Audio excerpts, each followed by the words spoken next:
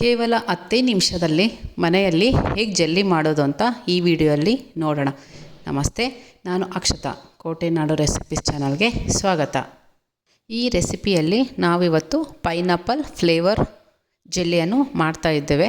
ಒಂದು ಬೌಲಿಗೆ ಆ ಪ್ಯಾಕೆಟಲ್ಲಿರೋ ಪೌಡರ್ ಹಾಕ್ಕೋಬೇಕು. ನಂತರ ಅದರಲ್ಲೊಂದು ಸ್ಮಾಲ್ ಪ್ಯಾಕೆಟ್ ಇರುತ್ತೆ, ಅದರಲ್ಲಿರೋ ಪೌಡರ್ ಕೂಡ ಹಾಕ್ಕೋಬೇಕು. ಒಂದು ಸ್ಪೂನ್ ಸಹಾಯದಿಂದ ಚೆನ್ನಾಗಿ ಮಿಕ್ಸ್ ಮಾಡ್ಕೊಳ್ಳೋಣ.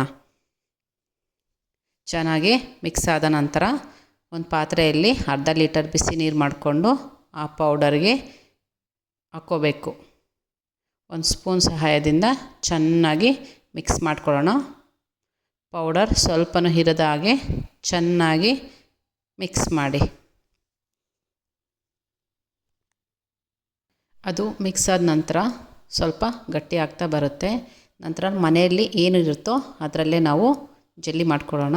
ನಾವಿವತ್ತು ಐಸ್ ಕ್ಯೂಬ್ದು ಮೋಲ್ಡ್ ಇರುತ್ತಲ್ಲ ಅದಕ್ಕೆ ಹಾಕ್ತಾಯಿದ್ದೀವಿ. ಸ್ವಲ್ಪನೇ ಹಾಕೋಣ. ನಾವು ಹಳೆ ವಿಡಿಯೋದಲ್ಲಿ ರಾಸ್ಬೆರಿ ಜೆಲ್ಲಿದು ಮಾಡಿದ್ವಿ. ಇವತ್ತು ಪೈನಾಪಲ್ ಜೆಲ್ಲಿ ಮಾಡ್ತಾಯಿದ್ದೇವೆ. ನಮ್ಮ ಮನೇಲಿ ಏನಿರುತ್ತೋ ಅದರಲ್ಲೇ ಹಾಕ್ಕೊಂಡು ಮಕ್ಕಳಿಗೆ ಮಾಡಿಕೊಡೋಣ. ಅದಾದ ನಂತರ ನಾನು ಎರಡು ಚಿಕ್ಕದು ಗ್ಲಾಸಿನ ಬೌಲ್ ತೊಗೊಂಡು ಅದಕ್ಕೆ ಸ್ವಲ್ಪ ಹಾಕ್ತಾಯಿದ್ದೇನೆ. ನಾವು ಮಾಡೋ ವೀಡಿಯೋಸ್ ನಿಮ್ಗೆ ಇಷ್ಟ ಆಗ್ತಾಯಿದ್ರೆ ಪ್ಲೀಸ್ ಸಬ್ಸ್ಕ್ರೈಬ್ ಮಾಡ್ಕೊಳ್ಳಿ, ಲೈಕ್ ಮಾಡಿ, ನಿಮ್ಮ ಫ್ಯಾಮಿಲಿ ಜೊತೆ ವೀಡಿಯೋಸ್ಗಳನ್ನ ಶೇರ್ ಮಾಡ್ಕೊಳ್ಳಿ. 2 ಬೌಲಿಗೆ ಹಾಕಿದ ನಂತರ ಒಂದು 10 ನಿಮಿಷ ಫ್ರಿಜ್ಜಲ್ಲಿ ಇಡೋಣ. ಒಂದು 10 ನಿಮಿಷ ಇಟ್ಟರೆ ಸಾಕು, ಜೆಲ್ಲಿ ಗಟ್ಟಿಯಾಗಿರುತ್ತೆ. ನೋಡಿ, ನಾವು 10 ನಿಮಿಷ ಮಾಡಿ ತೆಗೆದ್ಮೇಲೆ ಜೆಲ್ಲಿ ಈ ರೀತಿ ಬಂದಿರುತ್ತೆ. ಮಕ್ಕಳಿಗೆ ಹೊರಗಡೆಯಿಂದ ತಂದು ಕೊಡೋದಕ್ಕಿಂತ ಮನೆಯಲ್ಲೇ ಈ ರೀತಿ ಮಾಡಿಕೊಟ್ರೆ ಮಕ್ಕಳು ಇಷ್ಟಪಟ್ಟು ತಿಂತಾರೆ. ನೋಡಿ ಎಷ್ಟು ಈಸಿಯಾಗಿ ಜೆಲ್ಲಿ ಬರ್ತಾಯಿದೆ.